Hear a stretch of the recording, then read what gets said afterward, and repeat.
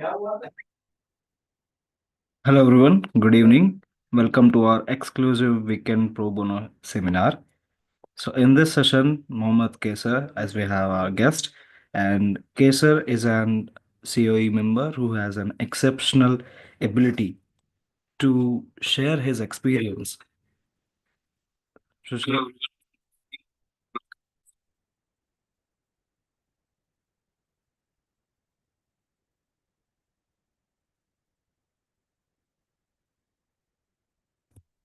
Kayser has already shown his experience and his willingness towards our COE and to the audience of the COE by sharing his insights and the challenges which he has faced throughout his journey. And today he is going to demonstrate and explain how we can transform our journey into an impactful manner to show it as from insights to impact. So let's hear his experience from his words. Over to you, Kesar. Yeah. Thanks, Prem, for the introduction.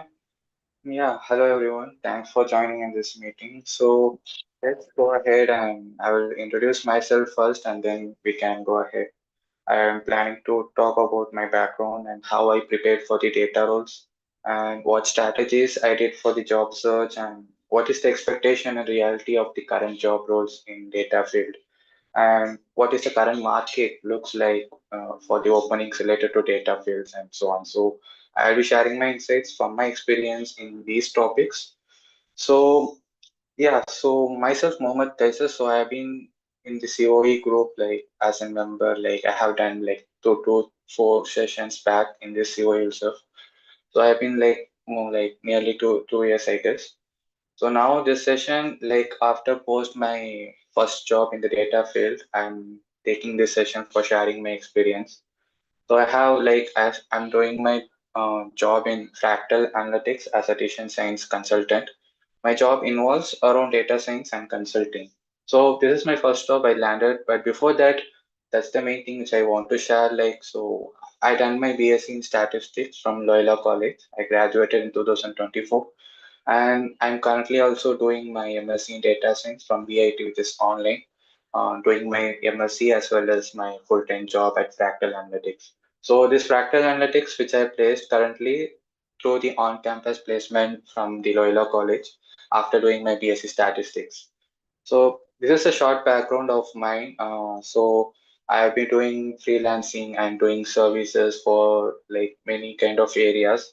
So before that, how I reached this point, like as a BSc Statistics graduate, not even an engineering graduate or from any kind of fancy college or any experience before landing to that data job is kind of a challenge which we see around everyone is speaking right now.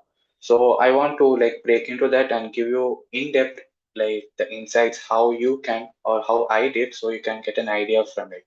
So basically, I started my journey from the second semester of my BSc Statistics. So as everyone did, I searched what can I do after BSc Statistics. Like when I say to people like I am doing BSc Statistics, people talk what statistics, what you study in that, what is the use of that, what you can go like. People like started like statistics a new term when we say to our village area or town people, right? So like how I felt like when I started my BSc, but what I thought is like I planning to go into actuarial scientist, which is the main reason I went into statistics. But later, during my second and third semester, when I researched deep into the career which I need to take, I found data science started booming in those period. So I started research on it, and I found statistics as a root subject in data science field, which is no doubt. So I thought, well, why not choose like use this chance as an like a statistics graduate, why not let's go into data science. So that's where I started my journey. So I started like how everyone started doing certification courses certificate and so on. So I just like for your information, like I just did two certifications till now in my journey of data science. Like I did Google Data Analytics and from one Udemy certificate for R for data science. These are the two certification I did in my till now the journey for 4 years. So that's what I did. But what the major thing which made me look outside from the crowds of data applicants which you see now is my projects and my networking and my what to say, my online presence. So these are three things which helped me like nearly like 60 to 70% in my data job, landing my first job. So my certifications, these are things like which is in the below priority of mine. So that's what I realized in my third semester, which I started. So there are three main approaches I did, which helped me. So one is doing as much as internship whenever I got, like remote internship, and then doing projects whenever I learned a new tool, like techniques or whatever. So, and then the third thing is building a good online presence, network with the people, like importantly the LinkedIn platform, which is the major thing which I use. So build a good online presence. This is the third thing. And the fourth one is networking and sharing your profile value to the audience, to the public, through the LinkedIn platform or anything similar to that. So yeah, I will come to the questions. Like, let me say these four things and then tell you how do I got internships. So the fourth thing is what, like sharing your experience to the audience. So these are the four things which I done in a periodical way, like in a loop. I did like I learned something, I do project, I showcase my project, and I will network and like I will take sessions like I did so and so project, how you can do it, like kind of thing. So now coming to the point to address this question, how I got internship is, so basically I almost have like done internship in 5 companies while I'm graduating from the 3 year BSc statistics. So when I started my first intern is when I was in my second semester in my BSc. So that's the first time when I got into an intern. So how I got into like 5 companies within these 3 years of BSc is doing projects. So doing projects and applying as much as jobs you can in through the mediums like LinkedIn or Naukri and so on. So and then through your connections, through your relatives or friends who are working in the industry, you can connect with them and then, yeah. So, see, basically, everything is connected to each other. So, if you do a job search and if you didn't have the good online presence, then it won't work. You have to have the combination of things in order to each one to work in its own pace. So, basically, like you need to have good knowledge, good projects in your hand. You have to good online presence and you have to do good networking, so these all together give you good internship opportunities. It gives you good freelance opportunities. It helps you in your job search. Everything together comes and helps you in each time at each circumstance. So nothing like if you want to get into job, you should not only focus on applying to jobs alone. You need to look at different perspective and different direction. You have to look like sharing your online presence, how it will help your job search. So sharing a post in LinkedIn, how it will help me in getting my job. If you ask me, yeah, it will help and it helped me. One of my internship which I landed as a data analyst in my investment kind of company is through a comment which I made in the founder post, one of the posts. So he's one of my alumni. He did a post like he came to our college for an alumni meet and he posted his experience and I just commented like, yeah, thanks for coming, and then by mistake or don't know, he went into my LinkedIn profile. So he thought, oh, okay, yeah, good. He is a junior, so why not approach him and give an opportunity of internship? So he reached out. I got an internship in his company, so I did 2 3 months remote internship also. So this is how unexpected things comes in our way. So we should not like demotivated. Like I'm posting, I am doing networking, I'm attending meeting events, so we should not be demotivated. We should be consistent in whatever we're doing, which is even if it is small amount, even if you're posting weekly 1 or 2 times, everything is okay unless you don't stop and be consistent. You should be need to be consistent. So this is what which helped me like which this is what like I prepare for the data role. So that's the thing I meant to say to these points which I said, right? So coming to important thing is like how like a job search you can like strategically you can curate your techniques and how you can apply for the jobs. So I gonna speak in this because this specific topic requires a lot of things which I want to say, so that's what. So when coming to job search, there are like a few important things you need to remember. So as I said before, you need to have basically have you need to have good subject knowledge, whether data science or data analyst. You need to have good knowledge in those tools and subject and techniques, etc. This is a basic thing which everyone should need to have. And the second one, you need to know, like you need to have like proof for your skills. Like you, if you do certificate, right, which is not that effective than doing, like which is not that effective than doing the project. If you do project, you are saying that I am like worth for doing this project using my skills. And if you say to someone, I know these skills and skills, etc., it's not that much authentic. But if you showcase your project, it will, the skills you have will speak through your project. So this is how you need to. So first is you need to have good subject knowledge, and the second one is you need to have good projects in your hand, and the third one is you need to have a single platform or a website or anything which showcase your projects. So these are three major things for a job search.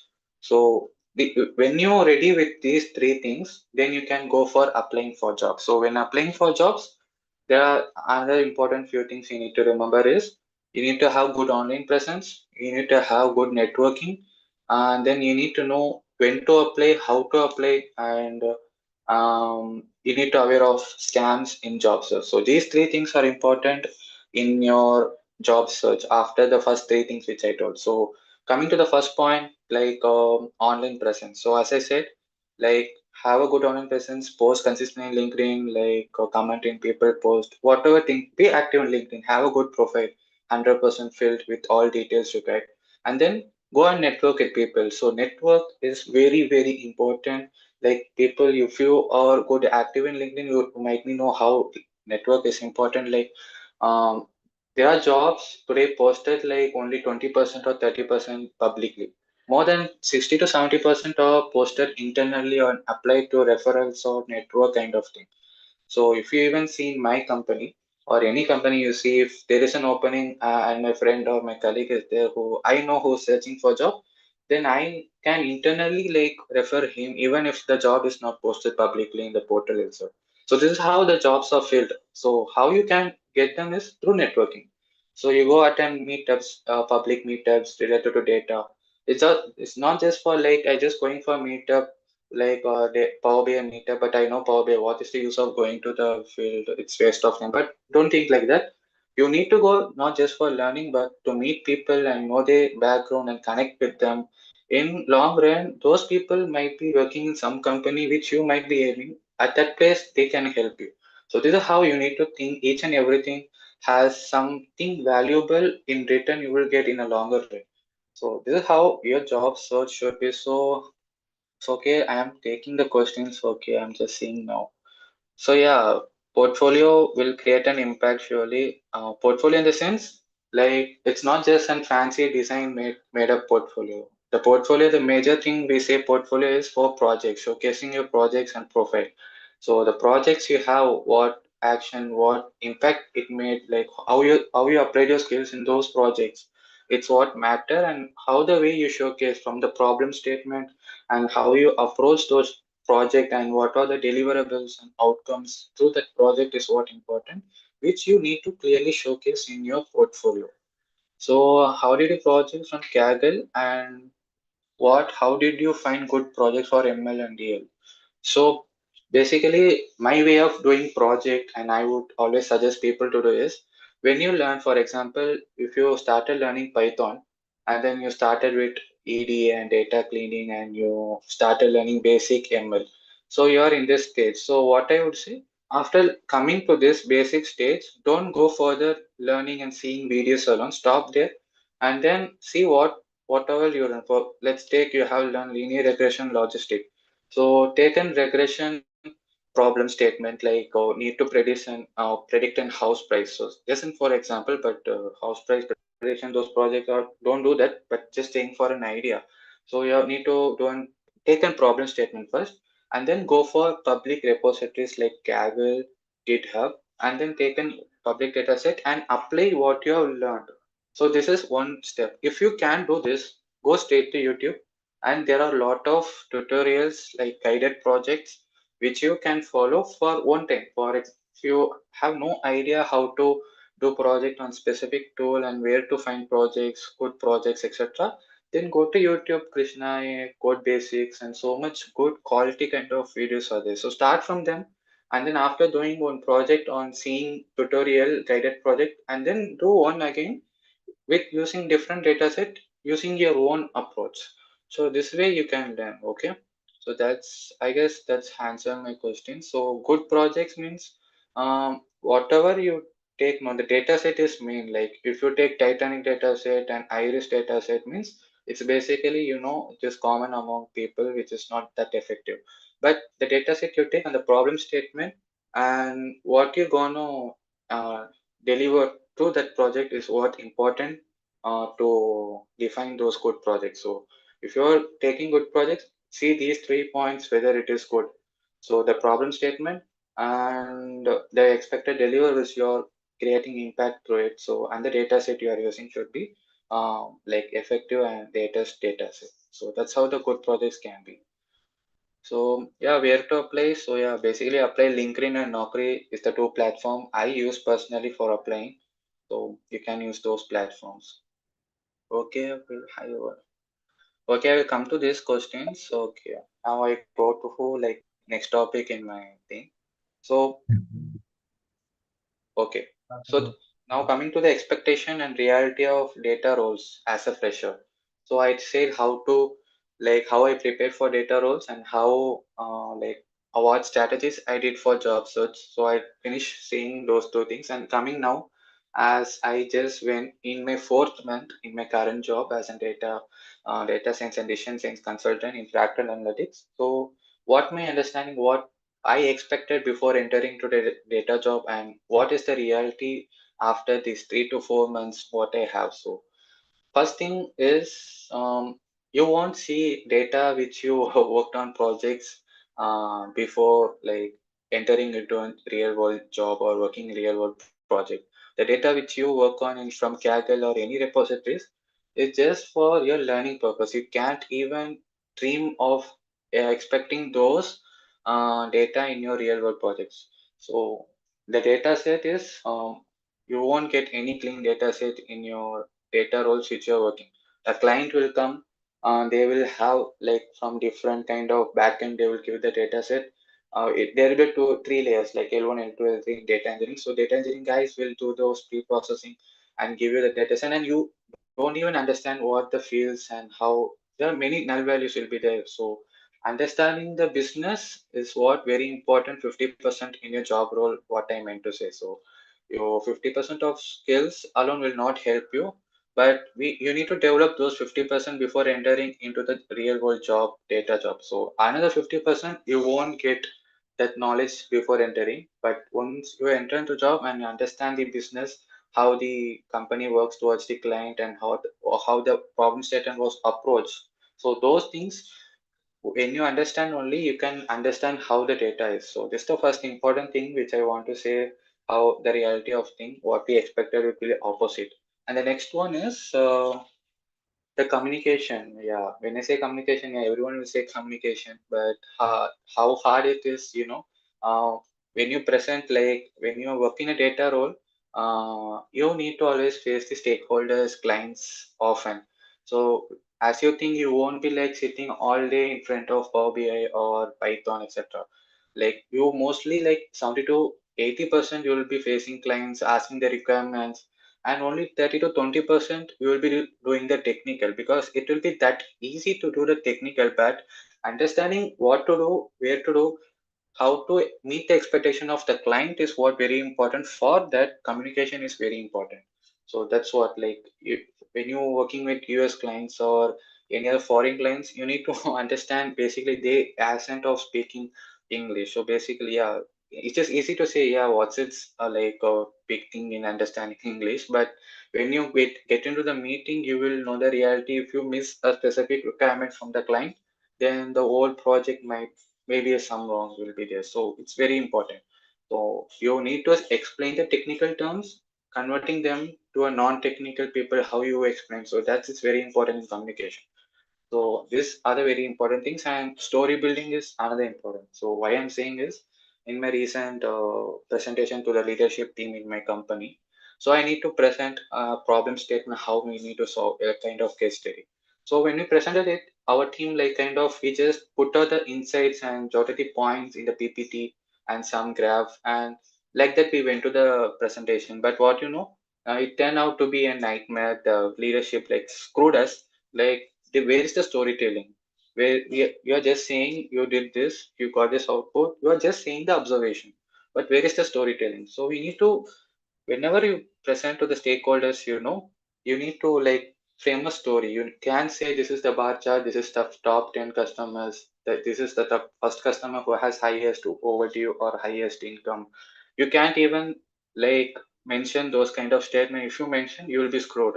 So you need to mention like, so these are the customers we have, so this guy is the top who we are getting more income from. We need to concentrate on this guy to get more revenue. So this is how you need to frame. So this is how you need to practice before, like in your presentation, where we see many people nowadays presenting the Power BI to the video explaining, which is very good initiative.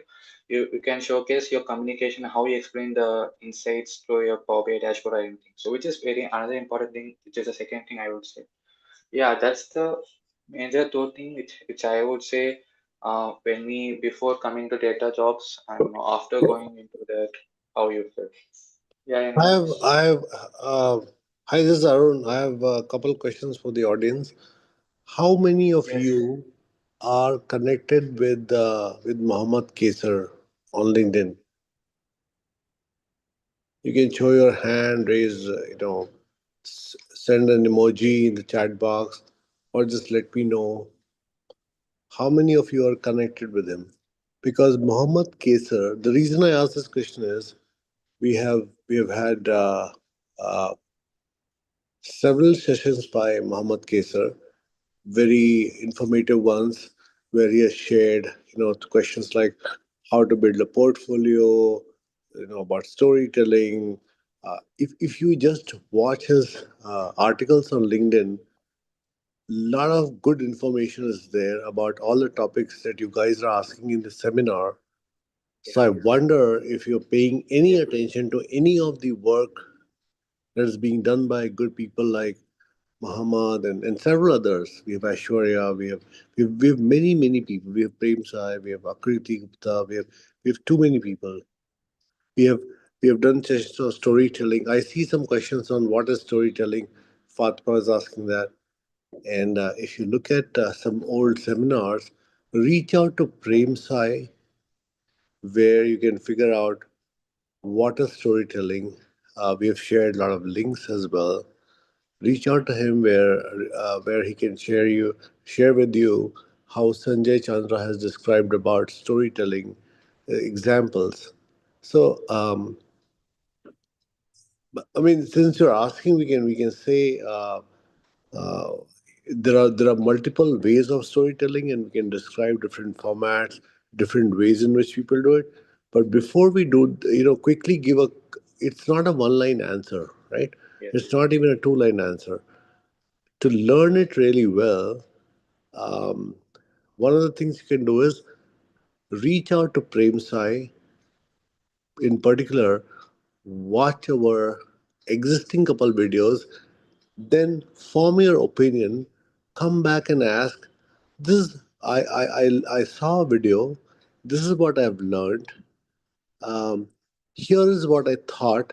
Please correct me if I'm headed in the right direction or not. That would be the right way to ask the right question about storytelling or portfolio building.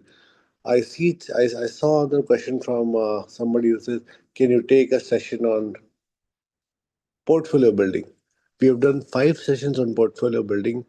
The links are out there in the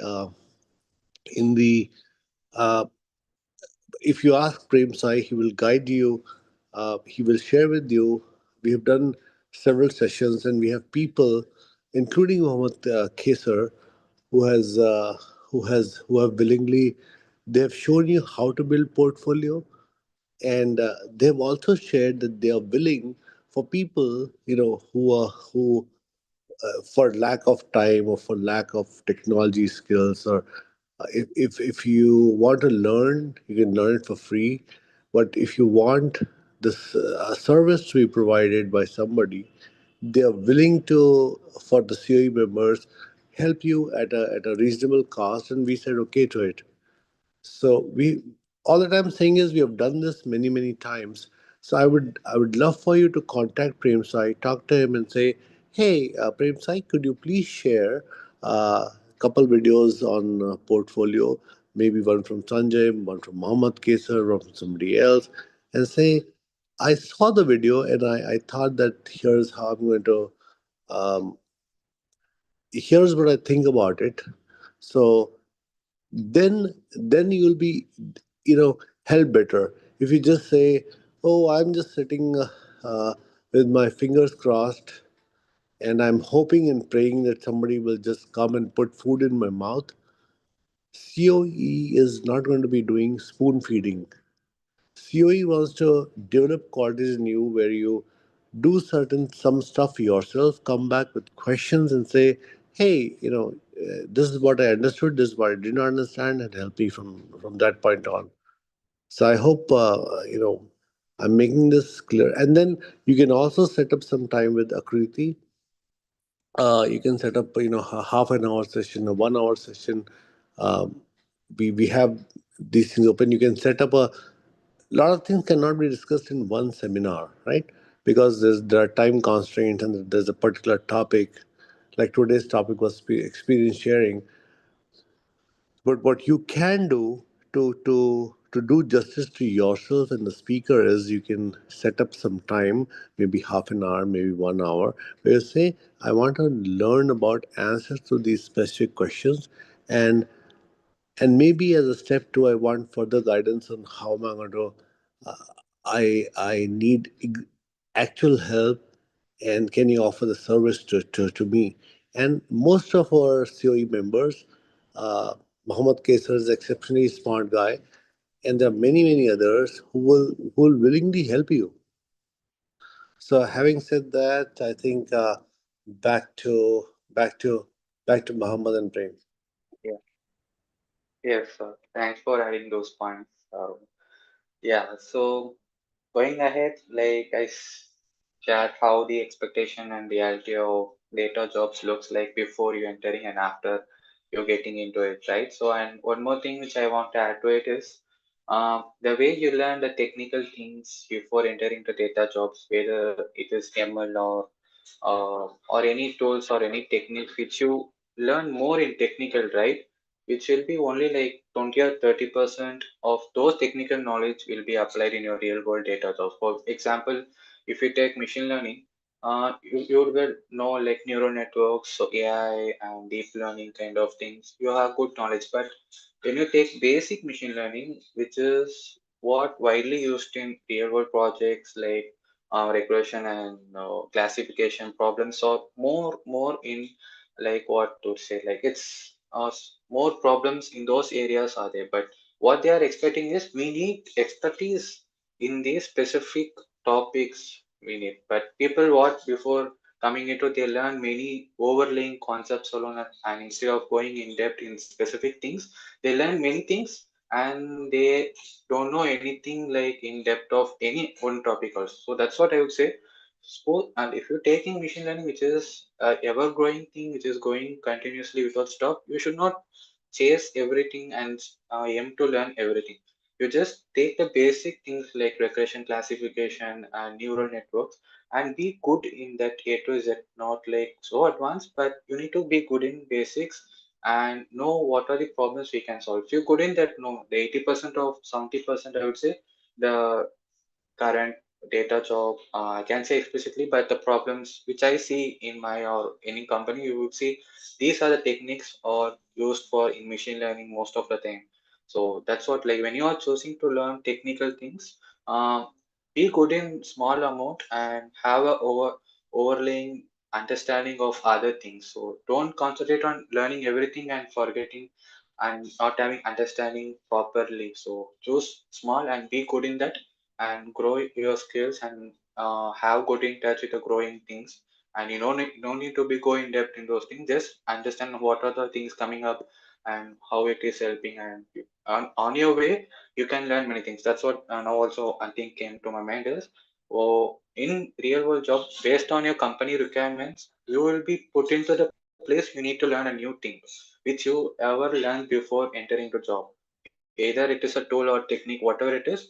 You, if there is a requirement from the client which your entire team doesn't know, either company will reach out any employee, if there is a skill set, they will pull them into the team, or you have to be ready to learn those things if you are in a data job roles especially.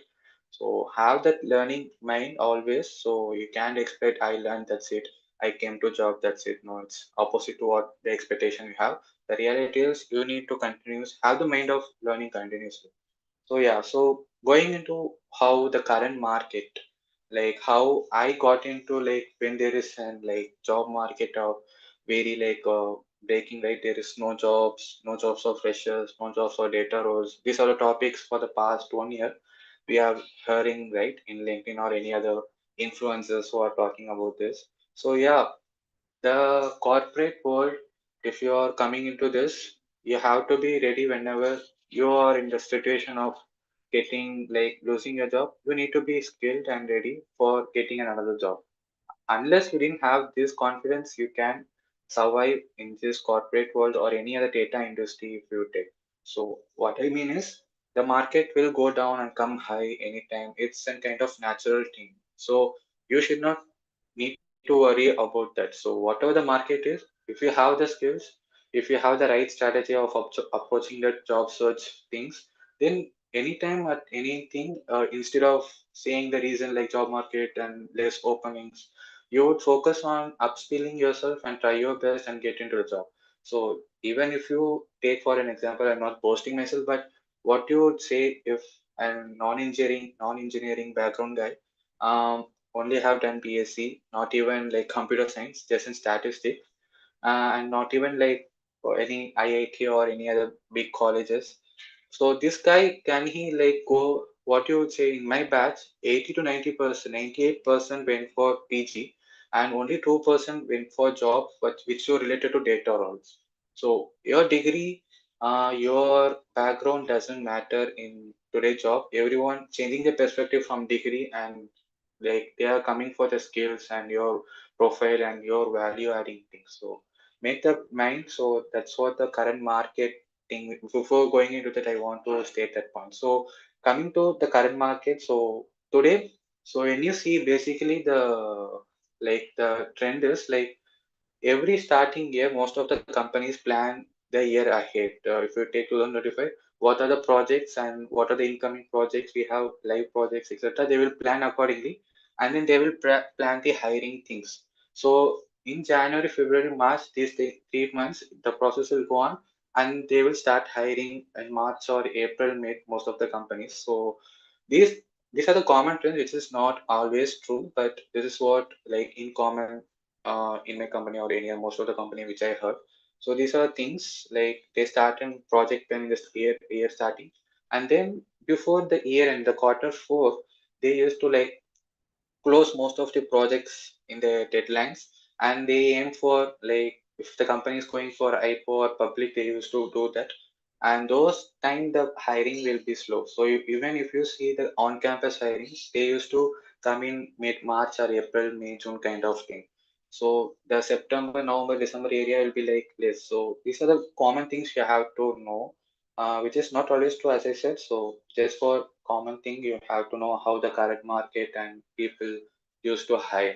So the data roles in especially, I would say, the growth is going. The fresher job is especially is hiring, like the rate is like increasing for the freshers. Even in my networking, which I heard, is like many opportunities for 1 to 3 years experience are coming, but in that itself the freshers intaking also is like more, because when you say 1 to 3 years of experience, the hiring people, for example, AO and consulting, a HR recruiter reach out to me, which is actually 1 to 3 years of it. But what I would say, I was like in fractal in that time, so I said I would refer anyone in my network who is in need of job. And HR said, okay, but I asked like if it is a fresher, it is okay to refer because I see it is 1 to 3 years of experience. She said, yeah, you can if the skill set is matching. So I heard these terms like 1 to 3 years of jobs, but when I said ask HR, she said, yeah, 2 to 3 HRs which I asked in this specific scenario, they said, yeah, freshers also you can refer if the skill set is matched. So what I coming to say is, even if the role requires 1 to 3 hours experience, so if you are a fresher, don't hesitate to apply. So in that kind of thing, you can go ahead and apply for those jobs because there is high openings in those 1 to 3 year of experience currently. So why I'm suggesting if you are a fresher, uh, don't be like hesitated to apply. Apply for that and also search for freshers roles. And also know the thing, if you are in college currently, you know when only the off-campus things are going on. On-campus is basically but know when a company hiring period of off-campus for data related. For Fractal, if you take Fractal, they will hire freshers in the name of Imagineers, like they have data engineering, data science. They hire every year, uh, from the like February they will start until the March, April, May, June, till May end. They will hire this period from different colleges across India. So off campus will happen first for the women in corporate. They will hire and then they will come for men. So you can know like these kind of things in off campus things in data roles. Okay. So that's what I want to share related to data, current market and things. Yeah. So now let's see the questions I can take where I left. Yeah, so the field is highly evolving. How you are keeping yourself updated? How did you prepare for interviews? So yeah, as I said, this field you can be like in touch with the growing trend. No one can be able to like go in the same trend of how this field is evolving. So, as I said earlier, choose your specific niche. Like if you are an ML engineer or if you are data analyst, you have need to focus only on tools like and only on techniques which you are always need to be specialized in. So if you take me, I good in Python, Power BI, and these two tools, and I good in like machine learning and analytics. So if you take these four things, two techniques and two tools I mentioned. So in this, I will specialize myself and focus on whatever new things comes in these things under my specialization. I will keep up with it.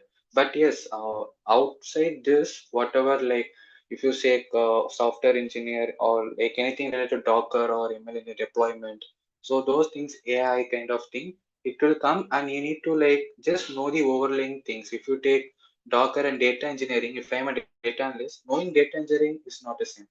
Basically, you need to know some basic things in data and how the layers, layer one, layer two, the Azure architecture, and those kind of things, you can just know the overall concepts instead of going into depth. So this is how you can update yourself in your field, specialize yourself in your skill set, and don't try to learn everything whatever coming and feel like you are not updated, which makes you feel not updated. That's why I'm saying focus on your specific area and have the like kind of information gain from the what is happening around you.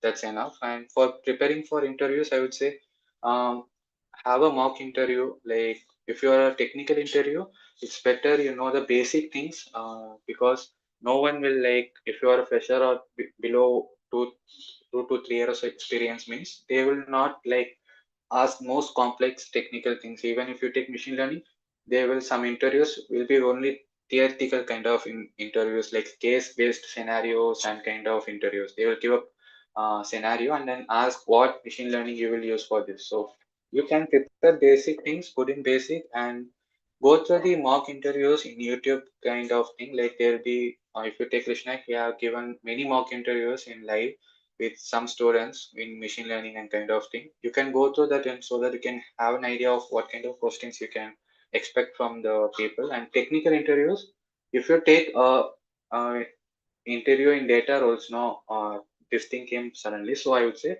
have a good knowledge in SQL, whatever the data role you are in, have a good knowledge. Because one of my interview where I realized this is when I giving for interview for Flipkart for business analyst, it went for around 1.5 hours. So you won't believe the 1 hour went in SQL itself. Like he drilled me to the basic things itself.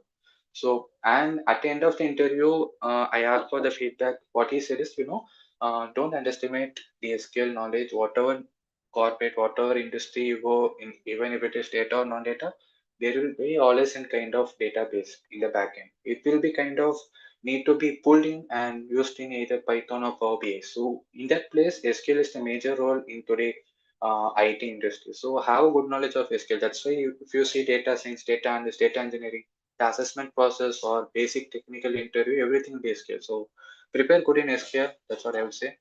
So coming to next session, how can I? Let me Um, let me answer this question for the Excel question. How does Excel impact data analytics? So, okay, yeah, Jesse, can you unmute yourself? um, yeah, yeah. So, Jesse, are you the same Jesse who has been with the COE for a few years now? Yes. So, Jesse, I'm surprised that you are asking these questions. Number one. But having asked these questions, you already know, I guess, how Excel impacts data. Excel intermediate and advanced functions are important uh, whenever it comes to interviews, whenever it comes to applications, like functions like Windows functions, aggregate functions, index, match, all those kind of things are still important. Now, it is true that some companies have started using, either Copilot with Excel or one of the AI methods. The point is you should know enough Excel to be able to perform those basic functions. If you are wanting to develop into a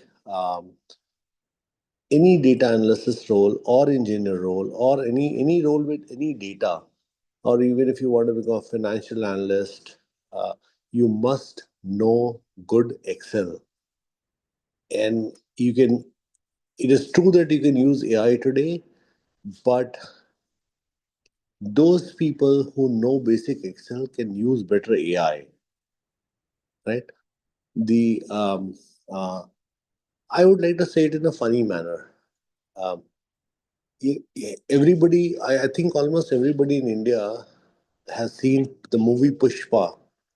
If you want to become, you have to decide whether you want to become Pushpa the flower, or you want to stand up and say, "My Pushpa, my flower nahi hai, my fire hai, fire."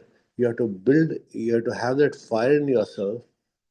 Because nobody, if you look at Mohammad Kayser's journey, nobody handed him opportunities, nobody handed him job, but people were driven towards Mohammad Kayser only because even myself, I was driven towards Mohammad Kayser when he showed tremendous talent, tremendous drive, motivation. To not only develop his own skills but also impart knowledge to others. Um, so you have to fight inch by inch for gaining an edge in your profession. Nobody hands you over you know a job, especially in a company like Fractal, because they need professionals. Even if you're a little less qualified, even if you don't tick mark every checkbox, uh, they will still give you an opportunity. But people, mostly the hiring managers, try to give opportunity to those people in whom they see the fire. So, regardless of whether it is Excel or SQL or Azure that he talked about, or anything else, or portfolios that you're preparing, you have to keep connected with a mentor, with like-minded professionals, and keep looking at the journey of successful people, which is why we are having experience sharing seminars, so that you can learn from like journeys of two or three different people at least, and see what they've done, and then go back to your desk and think, what can I do? Maybe Mohammed Kesar did things a particular way, Prem Sai did it on the way, Rashika did it on the way, Muskan did it on the way, Ashok has made a great career as a senior architect on the way. So how do I take these? How do I learn SQL from Vishal, who's the best in SQL? How do I take some of those skills? What can I focus on in the immediate 6 months? What should be my approach after 6 months?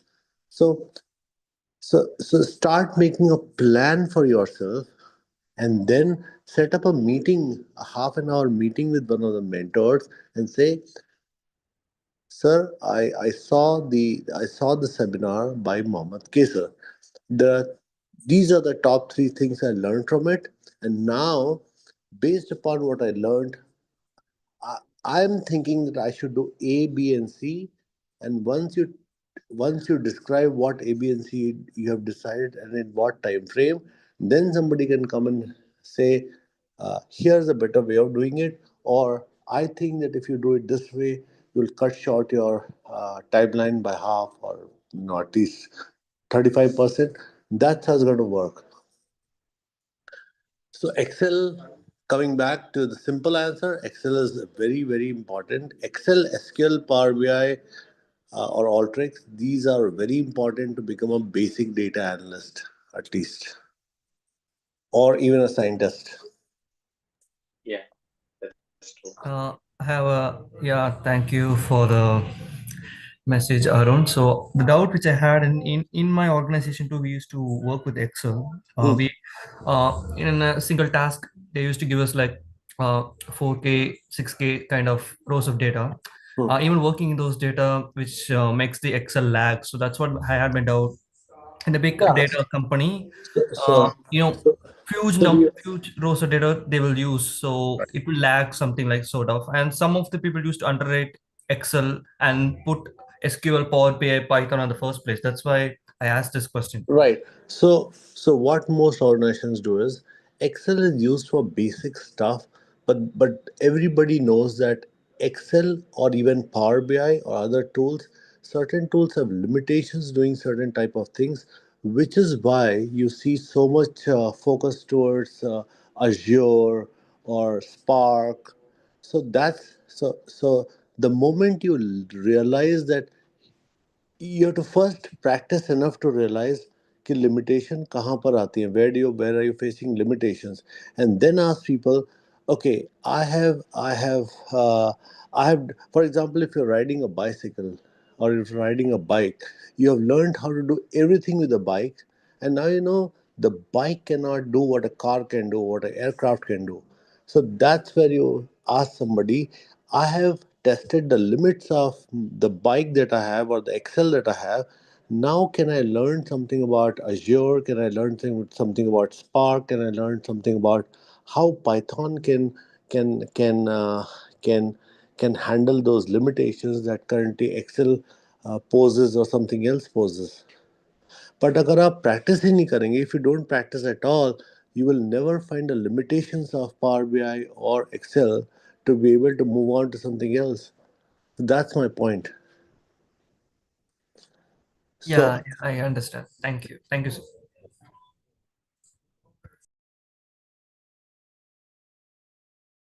Okay. Yeah, so going to back to the questions. So yeah, portfolio building session you can refer to, you can ask Prem, he will give the links. Storytelling, Alonso explained. Yeah, that's, I guess, yeah, we can.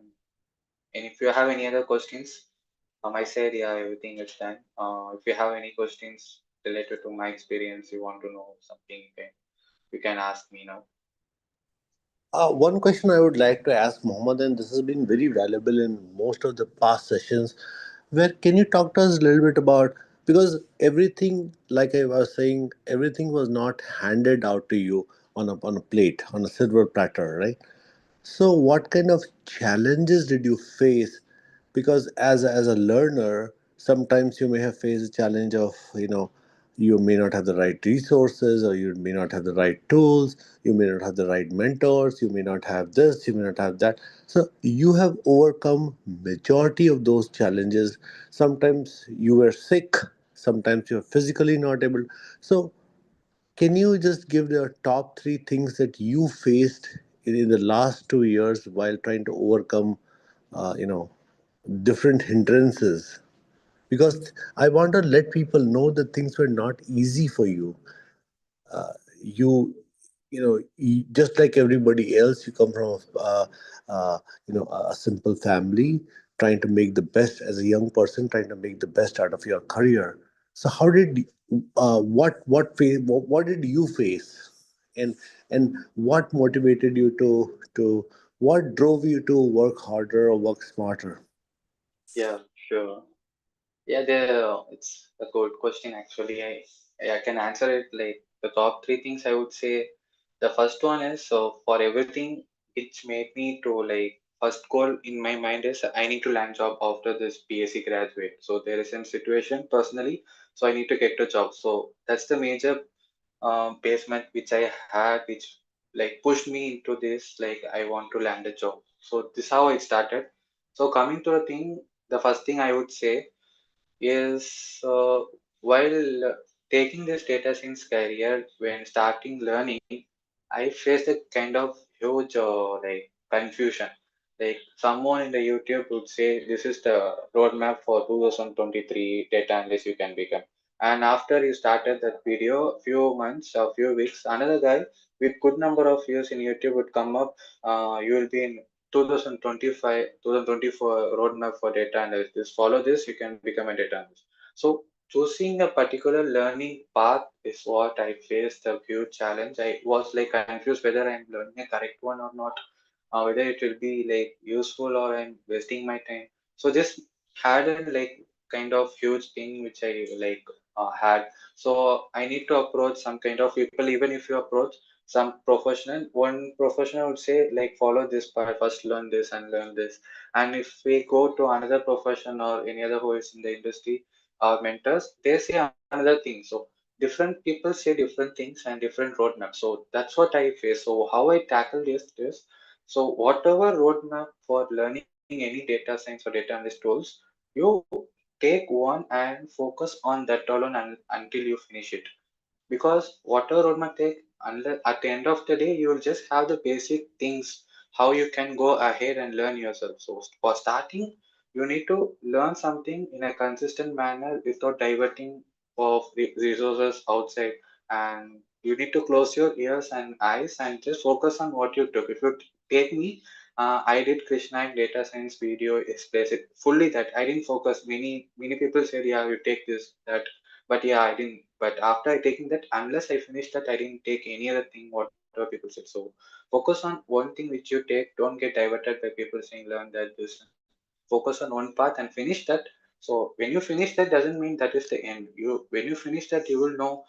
So this is my current place, and this is how my profile and my learning and my knowledge. So now from this, I know what to learn and what to not to learn and what to unlearn. So these are the many things you need to know what you need to learn properly and unlearn the things which are not required. So basically, you start learning, and sometimes something you learn which is not useful. Yeah, it happens, but doesn't mean every time you need to. So when you finish the particular path, at the end you will know later on while learning, taking the resources, you will understand. So starting, go with one single resources for anything you learn and don't get diverted. This is the first one I faced. And the second one I would say is uh, regarding my uh, opinion on going to job immediately after the UG. So it is not a normal norm, right? If you're in Indian family, you will know having 2 degrees is a kind of normal thing every parents would force people to do. But well, that's what you know. Everyone, if you do BTech means it's okay, but if you take any BSc or kind of thing, you most probably need to do MSc. That's the common thing people. But what I had in my mind initially is I need to get into the job immediately after BSc and then do my MSc. But this opinion, everyone went against my opinion. Said don't go to job, go for PG, and then go for job. Even my professors and my mentors and every people I ask, yeah, they basically say this. Yeah, that's right actually. But considering my situation, I firm in that I will get into the job immediately after UG. But it seems impossible till the end of the time I placed in fractal. But I didn't give up. I had confidence in myself. So if you decide, if you have a situation like that and uh, you follow the opinion of any good people, yeah, you can follow, but doesn't mean that it's not impossible. Like if I said, yeah, after BSc going for job is impossible means, yeah, I would just follow the people thing and then I went for MSc. But yes, if you have self confidence in your thing, you can, yeah, go ahead. This is the second thing I took a decision in my thing which faced a confusion. So that's what two thing I would say. Yeah, Okay. and Mohammed, this is fantastic because a lot of people, when they do, let's say BCom, BSc, BTech, BE, whatever, there or BSc statistics, and they think that unless I do my master's degree, I won't get anywhere. But people have different approaches. Yes. Some people like yourself, based upon your situation, based upon the work that you have done in your third year, Yeah. it makes it very easy. It makes sense to have couple years of great experience, and then go for then go for your masters. Some people do Yes. B and then do masters and they wait for another 2 years. I mean, I am not saying that one approach is better than the other.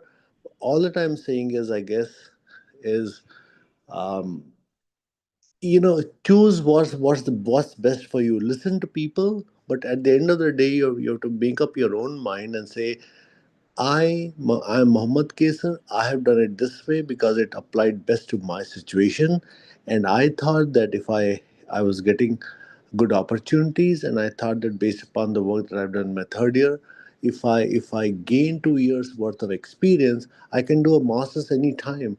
But then when I go for masters and let's say in the second year of masters, when it comes to placements again, then I may have already 2 or 3 years of experience. Yes. Sure. That's what. I mean, we are living in a skills based economy. Yes. We are not living in a degree Agree. based economy, Yeah. as simple as that. That's true. Yeah. Otherwise, you can keep on doing, BSc and then MSc and then MSc, MPhil PhD. and then PhD, and uh, so you can. There's no end to studying one after the other. You can. I believe personally that if I do it along with the job, this is fine. If I can do it, but I believe in skills more than degrees, unless it's absolutely, in some professions it's absolutely necessary, that they ask for a specific degree for certain companies. But most companies these days, as the times are changing, the skills have become the topmost priority of most companies. Yeah. Yes. That same thing actually. Yeah. They are shifting their focus from degrees to skills. That's true. Yeah, that's what like as I said the two things. So which I faced in my initial thing which I tackled. So yeah, and then yeah, that's it. Is there any other questions we can?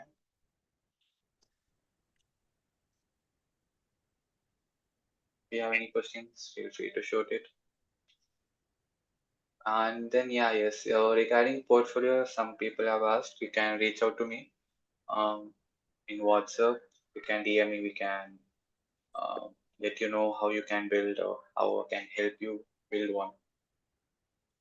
Yeah, anything else you have any doubts regarding data field or any doubts from my session users, you can feel free to ping me. I will try my best to reply to you.